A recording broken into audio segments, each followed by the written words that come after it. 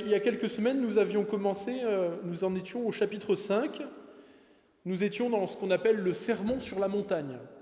Jésus monte sur une colline, rassemble ses premiers disciples et leur adresse un discours qui commence avec ces mots « Heureux ceux qui reconnaissent leur pauvreté spirituelle, car le royaume des cieux leur appartient. » Et Jésus a ensuite énoncé différentes choses que nous avons vues pour ceux qui étaient là les dernières semaines. Et nous arrivons ce dimanche au chapitre 6. Il va s'agir des versets 1 à 6 et 16 à 18. Et c'est Jésus qui nous parle, et je vais vous lire. Gardez-vous de faire des dons devant les hommes pour qu'ils vous voient et qu'ils vous regardent. Sinon, vous n'aurez pas de récompense auprès de votre Père qui est dans les cieux. Donc, lorsque tu fais un don à quelqu'un, ne sonne pas de la trompette devant toi comme le font les hypocrites dans les synagogues et dans les rues, afin de recevoir la gloire qui vient des hommes. Je vous le dis en vérité, ils ont leur récompense.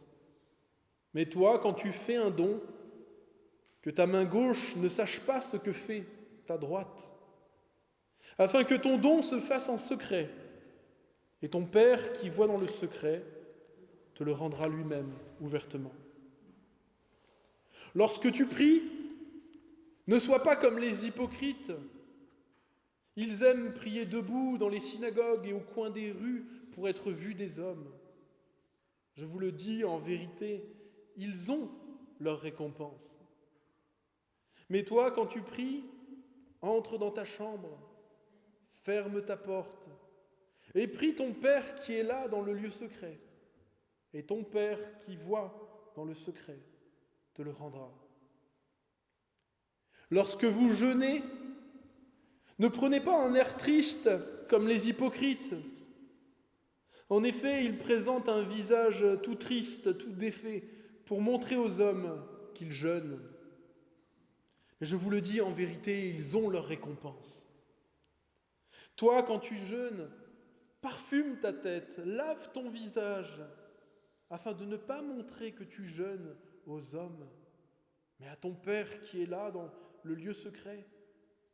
Et ton Père qui voit dans le secret te le rendra. Voilà, jusque-là la lecture de la parole de Dieu. Alors qu'est-ce que nous dit ce texte ? Qu'est-ce que nous dit le Seigneur ? Le Seigneur décline dans ce passage la même idée, mais avec 3 exemples différents. On y retrouve l'aumône, la prière et le jeûne.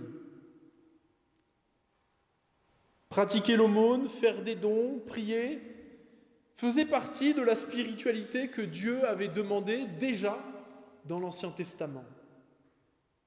On retrouve notamment à plusieurs reprises dans la loi de Dieu le fait que Dieu désire que nous aidions financièrement ceux qui se trouvent dans des situations de détresse. Dans le Deutéronome, par exemple, la loi que Dieu a donnée à Moïse, Dieu dit, s'il y a chez toi, parmi tes frères, parmi ton peuple, dans l'une de tes portes, c'est-à-dire dans une de tes villes, au pays que l'Éternel, ton Dieu, va te donner, tu n'endurciras pas ton cœur, tu ne fermeras pas ta main devant ton frère qui est dans le besoin. Dieu avait dit par le prophète Ésaïe, « Partage ton pain avec celui qui a faim. Fais entrer dans ta maison les malheureux sans asile. Si tu vois un homme nu, recouvre-le. Ne te détourne pas de ton semblable. » Dans le Lévitique, le Seigneur dit, « Si ton frère devient pauvre et qu'il en vienne à te demander de l'aide, tu le soutiendras. Tu feras de même pour celui qui est étranger et qui demeure dans le pays, afin qu'il vive avec toi. Tu ne tireras de lui pas d'intérêt, pas d'usure. Tu craindras ton Dieu et ton frère vivra avec toi. Tu ne lui prêteras pas ton argent avec de l'intérêt. Tu ne lui prêteras pas de la nourriture contre usure. » Ce que le Seigneur voulait nous rappeler avec tous ces textes de l'Ancien Testament, c'est que le don, l'aumône, le fait de prendre soin des gens de la communauté qui sont dans des situations de besoins, et j'ai envie de dire de la communauté, de la famille, et puis si personne dans ces contextes n'a besoin, plus loin. Eh bien, c'est une pratique spirituelle. Une pratique qui nous aide vraiment à faire grandir notre relation avec Dieu. C'est ce que le Seigneur a voulu à la fois pour manifester son amour envers tous les hommes, et à commencer avec ceux qui nous entourent et ceux qui nous sont proches. Et il a voulu aussi que le Seigneur a voulu également que, de cette manière, en renonçant à un peu de ce qui nous appartient, eh bien nous apprenions, c'est comme une leçon, c'est comme un exercice qui nous permet d'apprendre à nous attacher à Dieu et aux autres êtres humains plus qu'aux biens et aux choses que nous possédons. Parce que le projet de Dieu n'est pas de nous enlever les choses que nous possédons, mais il est de réduire notre attachement aux choses matérielles que nous possédons. Et de prendre en compte que les autres êtres humains et que lui sont plus importants que ces biens-là. Et que ces choses que Dieu nous donne, eh bien quelque part, ils ne sont qu'un prêt. On les a que pour le temps de notre vie. Ce n'est pas notre raison de vivre. Il en était de même de la prière. La prière, telle que conçue et voulue par Dieu, c'est cette possibilité extraordinaire, ce privilège immense, que nous puissions lancer nos mots dans le ciel et que Dieu puisse les entendre. C'est parler à Dieu, nous dit la Bible, comme on parle à un ami. C'est reconnaître en Dieu qu'il est notre Père. Et ce n'est pas un hasard que la prière que Jésus a apprise à ses disciples, c'est notre Père. Nous confions à notre Dieu nos sujets d'inquiétude, nos besoins. Nous reconnaissons en le priant qu'il est omniscient, qu'il est tout-puissant et qu'il est un Dieu d'amour qui nous entend. Le Seigneur avait aussi, dans l'Ancien Testament, déjà prescrit ce qu'on appelle le jeûne, qui est l'abstention, généralement, de nourriture pendant quelques jours ou quelques heures, qui était une façon à la fois de consacrer davantage d'énergie et de temps à la prière, mais aussi d'exprimer à Dieu que nous avions besoin immédiatement, très prochainement, de façon très forte, de son intervention. Dans l'Ancien Testament, le peuple d'Israël jeûnait notamment dans 2 cas. On voit par exemple les rois et le roi David jeûner dans 2 situations. Soit pour exprimer son désir de communion avec Dieu après avoir péché, c'est-à-dire d'exprimer à Dieu son désir de repentance, de revenir au Seigneur et de recevoir le pardon. Soit parce qu'on était face à un danger ou à un problème très important. Et jeûner permettait de dire à Dieu, Seigneur, si tu n'interviens pas, manger ne me sert à rien. J'ai plus besoin de toi et de ton intervention, de ton pardon ou de ta réponse à ma prière que je n'ai besoin de nourriture. Et encore aujourd'hui, ces 3 éléments que sont l'aumône, la prière et le jeûne font partie de la vie chrétienne, telle que Dieu l'a voulu pour son Église. D'ailleurs, Jésus, dans ce texte, ne dit pas « si tu fais des dons, si tu pries et si tu jeûnes », mais il dit « quand tu feras des dons, quand tu prieras et quand tu jeûneras ».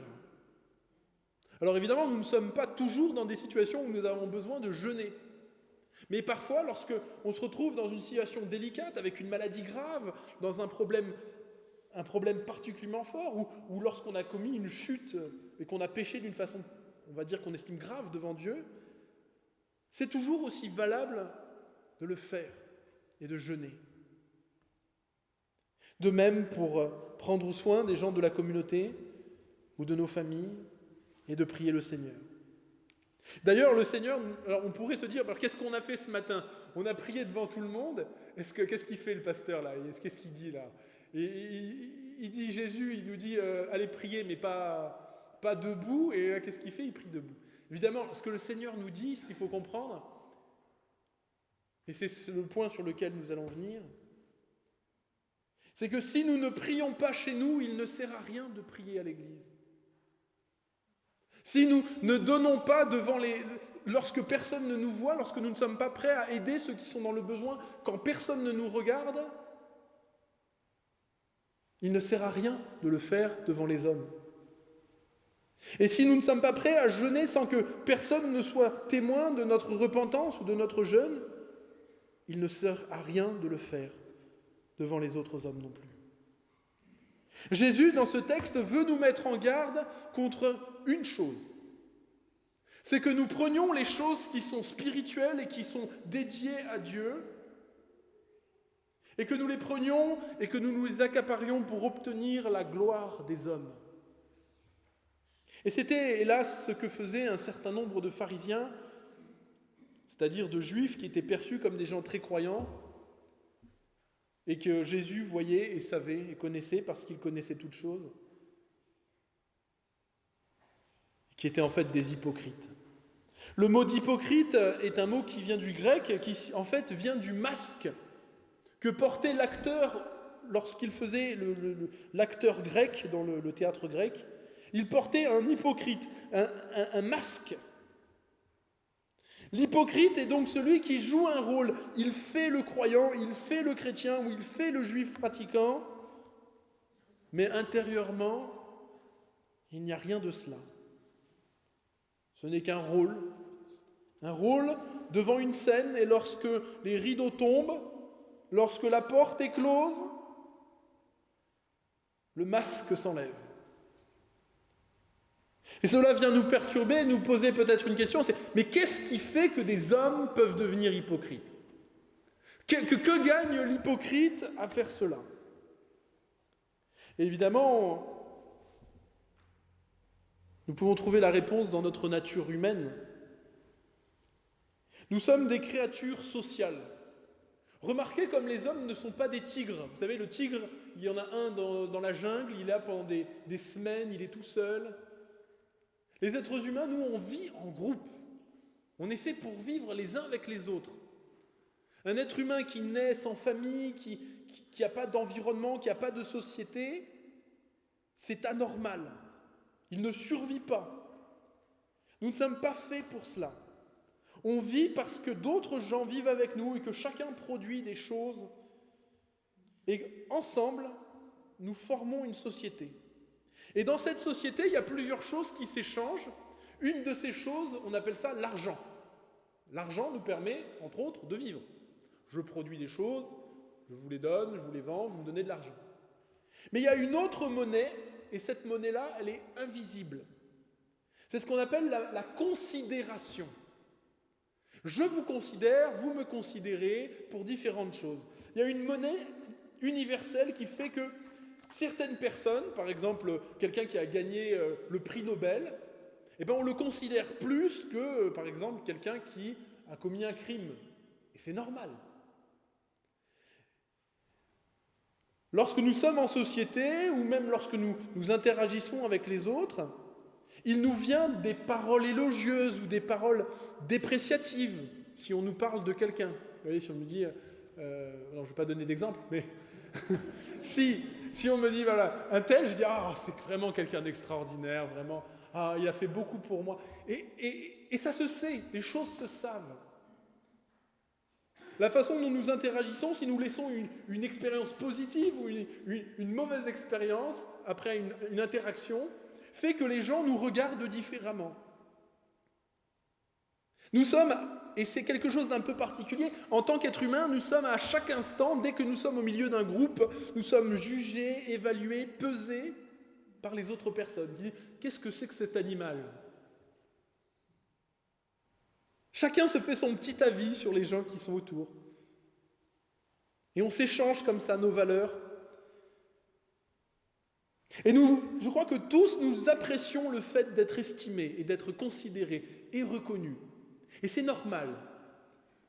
Nous avons un désir tous, quelque part, de plaire aux autres hommes, ou du moins à certains hommes. Peut-être qu'il y a des gens à qui on s'en fiche, mais il y a toujours des gens pour nous c'est important. On ne veut pas les décevoir, on veut qu'ils nous estiment. On a envie que les gens nous voient comme quelqu'un de bien. On veut être vu comme quelqu'un de super.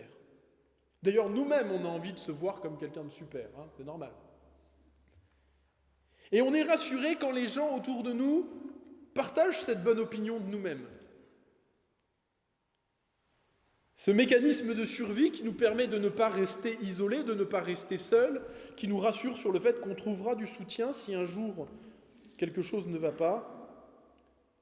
Peu à cause du péché qui est en nous, comme la richesse d'ailleurs, la richesse n'est pas une mauvaise chose, mais lorsque ce mécanisme de survie et d'interaction prend trop de place et qu'il se met à diriger ma vie, à cause du péché, il peut m'aveugler et même, nous dit la Bible, me perdre, me détruire complètement spirituellement, me couper complètement de Dieu. Et dans les sociétés ou dans les institutions qui sont religieuses, j'ai envie de dire religieuses dans un sens large, je crois que notre société est religieuse, elle a sa religion ou ses religions. Lorsque quelqu'un est perçu comme étant plein de vertus, et dans l'Église on dira spirituellement mature, on dira il est très engagé, il est très croyant, c'est quelqu'un de très intelligent. Voilà, selon le milieu dans lequel on est, ce sera peut-être un peu différent, mais lorsqu'on fait paraître des qualités, on gagne beaucoup d'estime de la part des autres. Et dans l'Église, c'est pas très très difficile d'obtenir une bonne estime de la part des autres. Il suffit que, et c'était ce que faisaient les pharisiens, de faire connaître qu'on donne beaucoup d'argent, qu'on est là tous les matins à la réunion de prière, on dit toujours les bonnes phrases qu'il faut dire, et on est tout de suite reconnu comme quelqu'un qui vraiment est solide. Mais le problème, c'est que, même si le Seigneur ne nous interdit pas de partager notre foi, d'encourager les autres avec notre exemple, le Seigneur nous demande de faire attention à la façon dont nous utilisons les choses spirituelles qu'il a prévues pour notre relation à lui, et que nous ne les utilisions pas pour booster notre ego et obtenir l'éloge des hommes.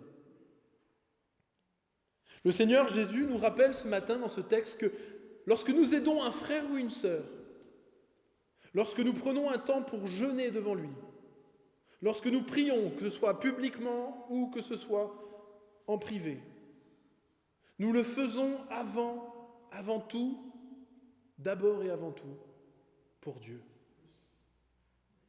Et si le Seigneur nous dit que si nous faisons ces choses, non pas pour Dieu, mais pour être estimés de notre entourage, que nous le faisons plus parce que qu'est-ce que les gens vont penser? Alors nous commettons un péché grave contre Dieu. Parce que non seulement nous mentons aux autres hommes, mais en plus nous mentons à Dieu. Nous faisons comme si Dieu ne connaissait pas notre cœur, comme s'il ne savait pas que notre attention n'était pas tournée vers lui. C'est ce qu'on peut qualifier d'infidélité spirituelle. Je vous donne une image de ce à quoi ça pourrait ressembler. J'espère ne jamais avoir à célébrer un tel mariage, mais imaginez un mariage où il y a le fiancé qui est là, qui attend. Il attend sa future femme. Et voilà la fiancée qui entre. Elle est magnifique, elle a mis une très belle coiffure, elle a une robe qui lui va à perfection.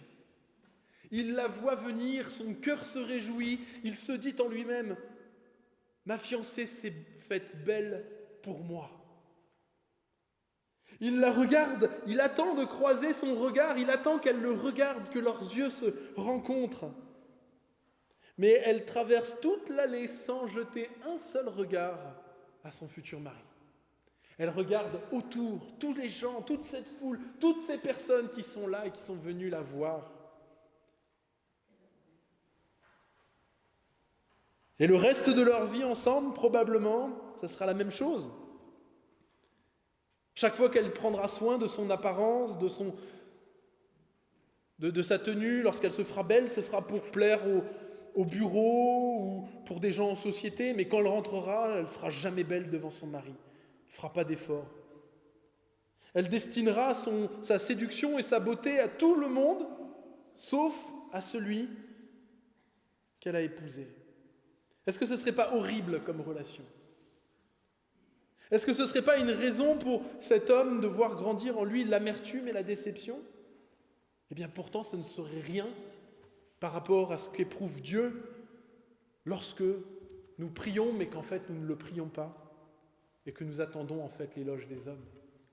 lorsque nous faisons des choses pour être vus, perçus, pour que les gens disent « Charles, c'est quelqu'un d'extraordinaire. Oh, il est merveilleux. » Quelle horreur. Prenons garde que ce que nous affirmons faire pour l'amour de Dieu, nous ne le fassions par amour de l'estime des hommes. Vous savez, il y a dans ce monde beaucoup d'idoles, beaucoup de dieux atroces dans le paganisme, dans toutes sortes de religions. Mais une des idoles les plus monstrueuses qu'on puisse connaître et qu'on puisse servir et qu'on puisse adorer, c'est l'estime des autres. C'est terrible de vivre pour le regard des autres. Et c'est peut-être une des religions une des idoles les plus répandues, avec l'amour de l'argent. Quel esclavage de vivre tout le temps dans la crainte de ce que les autres vont en penser, de ce qu'ils vont dire, de ce qu'on va être perçu. Avoir faim constamment, rechercher en tout temps, en toute occasion, l'éloge des hommes, de vivre notre vie comme si on était dans un film et comme si toute l'attention devait être tournée vers nous. Mais quelle fuite! Quelle façon sinistre de rater, de gâcher sa vie! La Bible dit, en Proverbe chapitre 29, la crainte des hommes, on pourrait dire aussi l'estime des hommes, est un piège. Mais celui qui se confie en l'Éternel est protégé. Et cela, ces avertissements, ils sont juste pour nous tous, mais ils sont encore plus valables pour ceux qui servent dans l'Église. Et plus on est une figure publique dans l'Église, et plus c'est important de se le redire et de s'attacher à cela. Ça devient parfois tellement habituel que dans l'Église que parfois on en vient à oublier que les pasteurs, par exemple, ne sont pas là pour plaire à tout le monde. Ça m'était arrivé il y a quelques années, j'avais visité une dame et elle m'avait dit « Ça doit être difficile comme travail parce que c'est dur de plaire à tout le monde. » Je lui dis « Ça tombe bien, c'est pas du tout mon appel.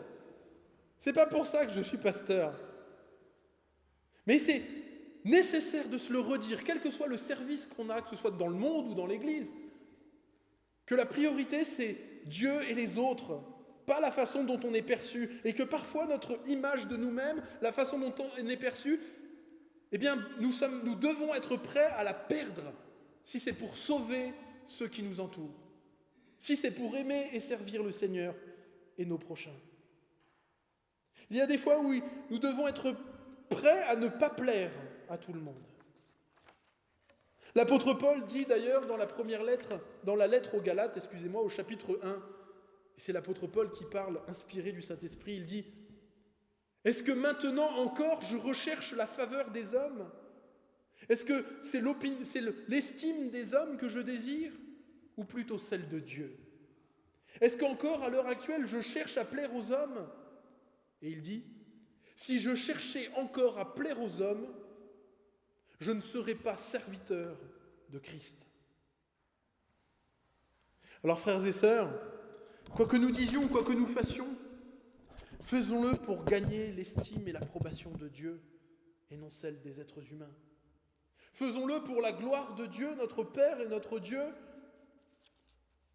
plutôt que pour nous-mêmes, pour une gloire éphémère qui ne durera pas, puisque les hommes auprès desquels nous avons eu de l'estime, dont nous aurons gagné l'estime, un jour ils disparaîtront.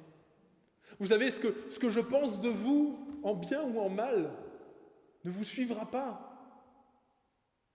Ne faites rien pour gagner mon estime, ne venez pas au culte parce que vous m'aimez bien et que vous voulez plaire à mes yeux, ça n'a aucun sens. Faites-le pour Dieu. Parce que lui, il est éternel, moi je ne le suis pas. Et je peux dire exactement la même chose et je dois me dire la même chose de vous. La course que nous menons dans ce monde est une course que nous faisons bien sûr devant les hommes, mais surtout devant Dieu. Et Dieu seul est important et éternel. Ça ne servira à rien d'avoir porté un masque, d'avoir fait semblant avec réussite,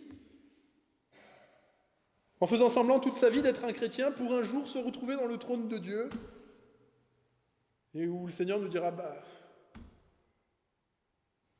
C'était bien joué. Et je vous le dis, il est libérateur de chercher à plaire à Dieu plutôt que de chercher à plaire aux hommes. Quelle libération quand on arrête de craindre le regard des autres. Mais de façon plus positive, je veux revenir sur ce que le texte veut nous dire sur Dieu lui-même. Pourquoi est-ce que Jésus vient détruire complètement l'hypocrisie ? Pour une raison. Parce que Dieu désire une relation avec nous. Et c'est pour cela qu'il a donné la prière, le jeûne et l'aumône. La base de cette relation, nous la trouvons d'ailleurs non pas dans ce que nous faisons pour Dieu, mais dans ce que lui a fait pour nous.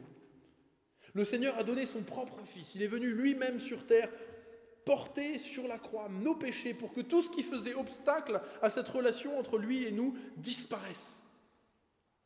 Et que nous puissions nous adresser à lui, que nous puissions être pardonnés, que nous puissions vivre avec lui pour l'éternité. C'est la relation avec lui qui est importante.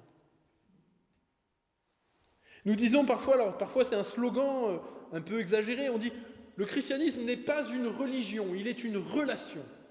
Alors je veux dire oui, enfin il y a quand même des rites, il y a quand même des, je veux dire, c'est pas qu'une philosophie quand même. Dans un certain sens, c'est quand même bien une religion. Mais il y a quelque chose de vrai.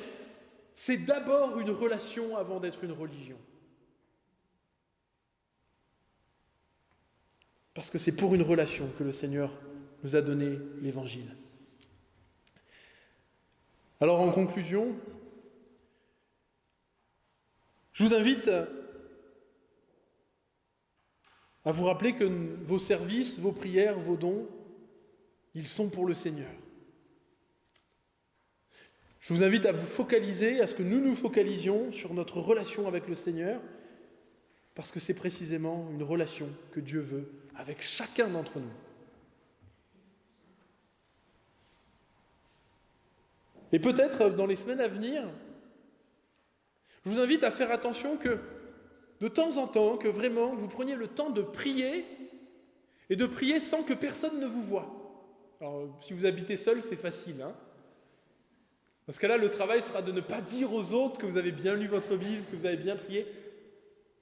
Faites-le gratuitement pour Dieu.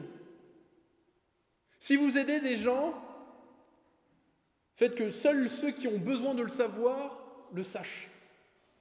N'informez pas toute la communauté de tout ce que vous avez fait.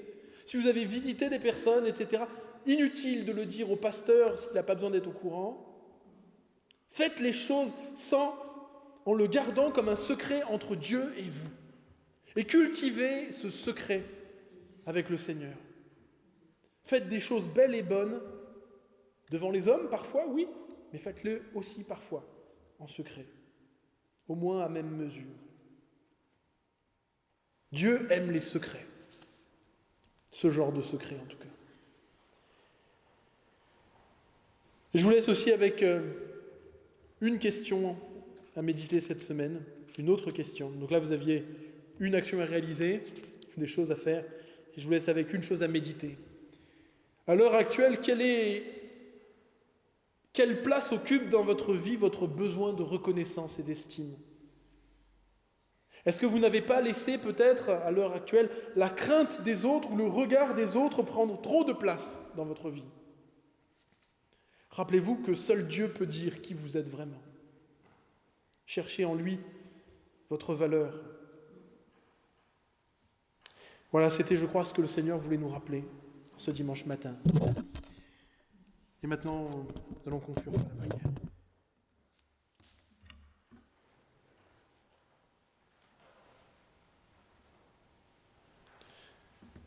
Seigneur notre Père,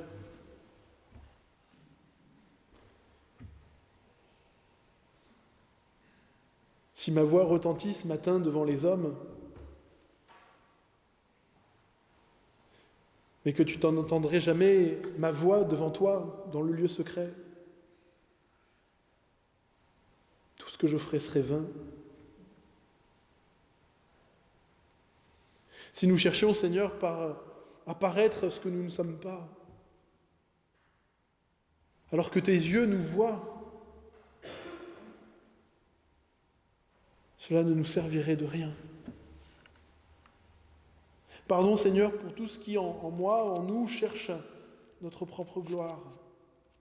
Pardon lorsque nous attendons les retours positifs, lorsque nous avons faim et soif du regard des autres, de leur avis, de leur reconnaissance. Donne-nous, Seigneur, d'œuvrer, non pas devant les hommes, mais devant toi. Donne-nous d'agir d'une façon qui fasse ta gloire, non pour notre gloire à nous, mais pour la tienne. Seigneur, viens dégonfler nos égos charnels, ôte de nos cœurs tout orgueil. Et quel pire orgueil que l'orgueil spirituel. Viens nous laver, nous purifier par ton esprit, nous recentrer sur la relation qui nous lie à toi, cette relation pour laquelle tu t'es donné. Oui, tu nous as aimés. Amen. Et je vous invite, nous allons chanter un chant « Oh, prends mon âme ».